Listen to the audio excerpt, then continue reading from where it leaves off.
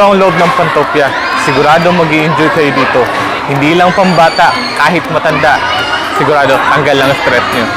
Papakita ko sa inyo ang buong kabuuan ng loob ng Funtopia. Tara, samahan nyo ako.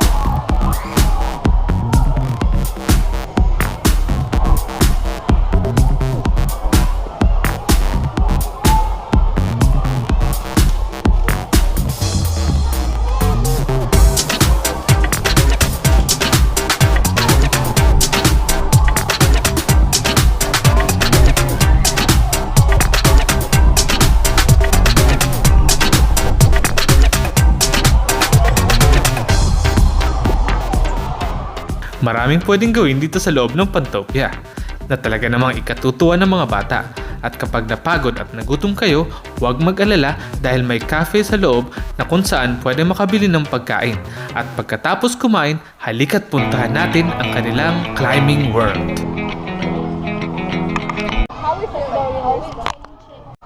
And then this is your pancake. And then you start climbing. So when you want to come down, you hold on to this bit and you just push off the wall. At mahalaga pong sundin ang instruction ng kanilang staff. So once you start, let's just do it. You put the banana keys. You see that bit there? Yeah, it goes in there. And then your button will come out. Okay? So Halika't simulan natin ang sakit ng katawan. Simulang umakyat.